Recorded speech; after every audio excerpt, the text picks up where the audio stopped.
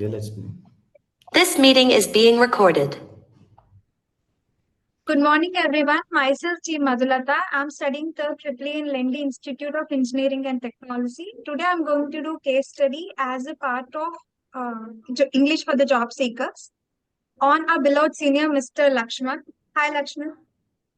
Hey, Madhu Latha, hi. Could you please introduce yourself? Yes, Madhu Latha, this is Lakshman, and currently I'm working as an software engineer, and I've been in the cloud support engineering role at AWS in the big data domain. And besides, I've been an alumni of your college, Lendi Institute of Engineering and Technology. I've studied there in the batch of 2017 to 21 in computer science and engineering department. I'm a resident of Vijayanagaram city. So that's all a short intro about myself. What are the tips you want to give to the students who want to attend an interview? For the student level, attending interviews is always a quite easier thing. That's what I feel when compared to the because I just crossed at the student level now, being into entered into the professional stage of this of a corporate situation, right? So attending the interviews, there are different kinds of interviews. Like it's not only the corporate interview when you see for an interview. So like I've been attended many kinds of interviews when I was in college, either for these kind of government interviews and as well as the private interviews as well, like in the corporate sectors. So student must know what type of interview they are sitting in, and they must know what all the qualities that the HR or the technical recruiter is currently looking into them. And firstly, before sitting an interview, they need to grab the opportunity, like how to get the opportunity. And after knowing that, for a fresher level, because we students all you are just passed out from the college, even the recruiters will not look much more abilities inside you. They only look into it how you present and how is your resume. So the tips I can give you for the students who are sitting into the interview is like just be confident with what you're trying to speak. It's not about the technical knowledge. It's not about the how much grades or percentage or GPA that you are getting into the college. It's only about the skill, and skill that matters. I mean, skill in the sense like how you are able to face any situation and how you are able to express yourself when any question has been asked by any HR or the technical recruiter. So that's how it goes, and everything is will go smooth. And all when you're facing the interview, if you are following these two fundamentals, the ball is in your court and you definitely crack the interview. You just talked about the skills, and what are the skills you suggest so that we can crack an interview? Well, skills in the sense like the first thing you must be happen is the communication skills. That's the basic thing. You shouldn't take it as a skill. You have to inhibit yourself this communication skill as day in and day out. So if you are able to speak up confidently, whether you know the situation or you do not know the situation, you need to make sure that every situation you need to handle it very cleverly and clearly. If you don't know something, you need to express in a way that other person should convince that sorry gentlemen, I was not able to get this. I don't know this answer. That you should able to express clearly, so that you need good communication skills. And that is something that you'll not get while practicing or mocking out for someone. You need to inhibit your qualities inside you.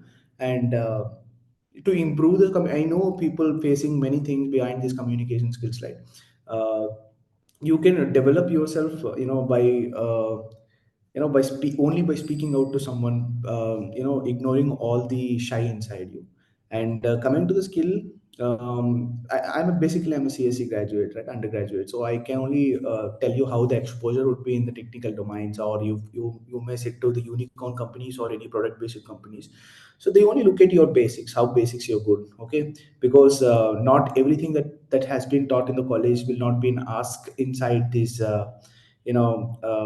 IT interviews, right? So you must be good yourself with all the basic concepts, able to express everything, and also be ready for the application oriented questions. So whenever the question is being asked, the recruiter is very much bored about listening to the book definition answers, right? You must be very sure that you are answering about the application oriented, something related to real time. If you're able to convey all these things and correlate all these things, then it would be a good thing. So these two skills are so far better, and you would be great. And you must also know how to network with other people as a fresher, because Every time you'll not be getting good opportunity. If you're trying to network with other kind of people inside your college, you need to start networking with way professionals out there in nearby you. You might have, in nowadays we have many more relatives inside in the software domain, right? So you need to start networking with them, ask for referrals. So that's how your first step going to start. So and from there everything going to go smooth.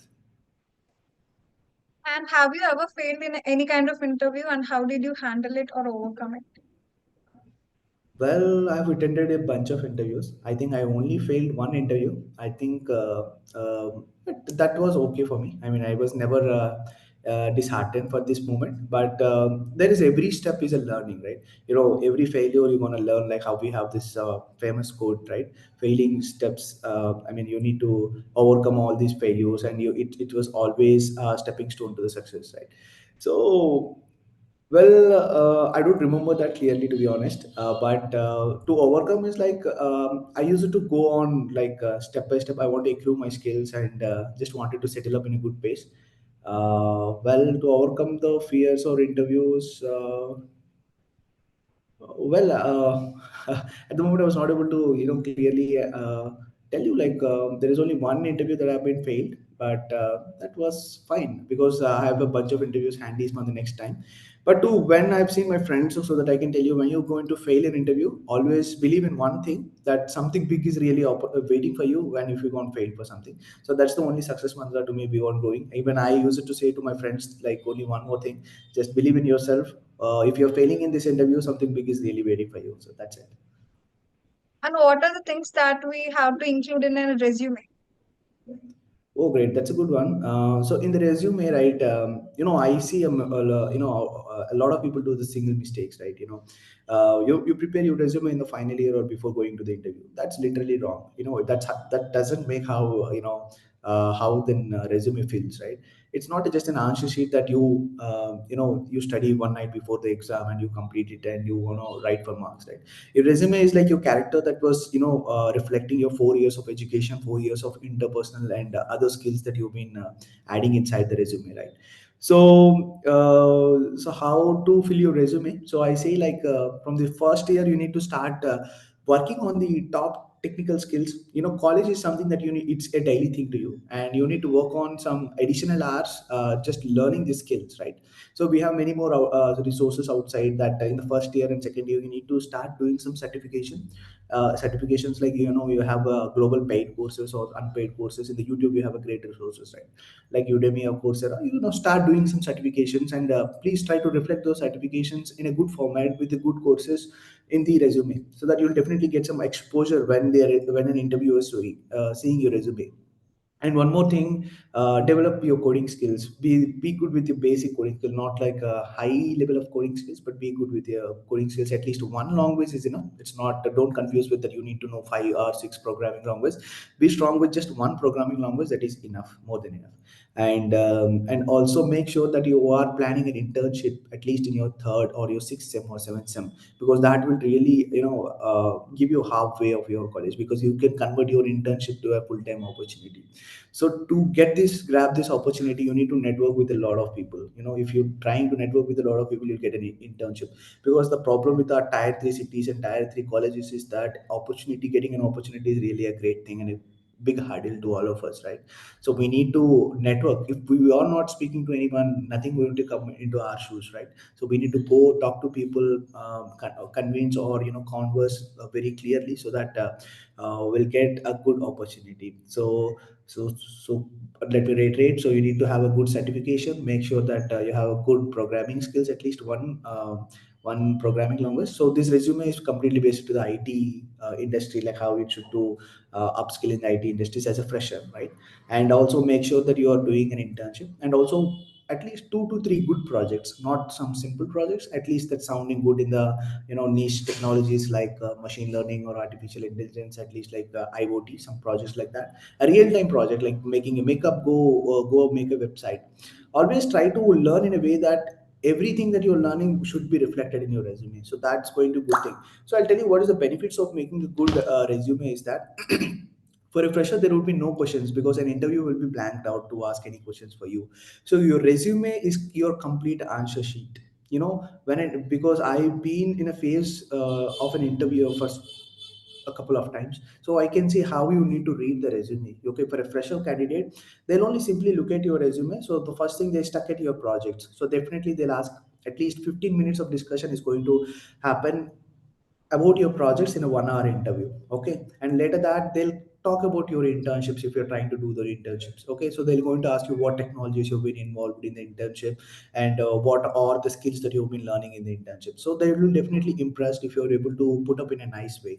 And the third thing they're going to see is like what are the courses that you're trying to do. And fourth thing, then they'll come up and ask your technicality, because after seeing all these things, the interviewer might get some, a positive approach on you, that okay, this candidate has worked on something beyond his college things. He has been done extensively, something that he has more interest towards his career growth, right? So if your resume is well prepared, the ball is in your court. Okay, the interview will only ask the questions prepared by you, because that's your resume, because every question comes from the resume. So resume definitely plays a vital role, and make sure you have a good design of resume, a single page resume. We have many open source websites like Canva to make a good resume. So you can always refer senior's resume and make sure that you're going to do that. So that's all. That's going to help you a lot. And you told that you have studied in Lendi, and Yeah. how did the English lab have helped you? Oh, well, I should say, it played really a great role to me, right? I feel that's like a special place to me every time I see the, professors inside my English lab. And it's really a good thing to me going in. I never see it like any other one is going to provide a good such opportunity for everyone. They helped me to open up my complete me. They never always, you should always say with pride that someone who is giving you an opportunity openly, without hesitating, so that you should always respect them. So I had really a great respect to the English lab, because they gave us an opportunity to improve myself.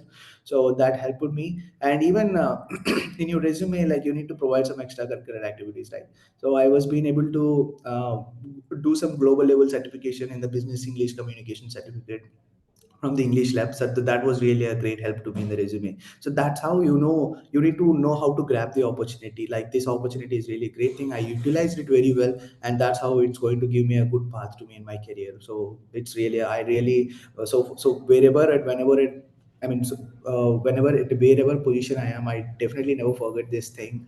These are all great, really we created good memories in the lab. And have you found any kind of difference between your college life and your professional life? Yeah, like we know after landing into this professional career, right? It's always a bad thing to us leaving the college memories. Like, well, I feel really for today itself also, it's really been a good thing that you need to plan your 4 years of career inside the college, because that's the last step. You need to step out of the college, right? Make fun, always make fun in the college, always tease, mock other people, but always make sure that you're doing good with your, career. I mean, what you're trying to do, something build up your career, right? And yeah, the fun in the college life will never get back. Professionally, it's okay, everyone should land into the professional life. So maybe someone might get delayed, someone will definitely get. The only one thing, that if you're failing in something, something big is really waiting for you. So well, I definitely miss my college life. It's definitely a nostalgic moment for everyone. So whenever I cross my college going to the Vishakhapatnam area, right, I definitely have some great feelings for the college. Like, all memories would just flash up in my mind. So that's really a cherishing moments that what I left in the college. But yeah, you will definitely miss your college at whatever the stage. Even in the 60s also, you'll definitely memorize your good friends. Always in the college life, make sure you have a bunch of friends. Okay, make more friendship. Okay, so friends will give you a lot of things. So it's they'll help you in every moment. So that's all the difference I feel. Professional life is okay, it will carry on. It's changing day by day. You should be very independent in your professional life, and make sure that you are step by step, because when you're landing into the professional life, a lot of responsibilities that coming up, adding up from your family side. You must be a support to your family, parents, and everyone.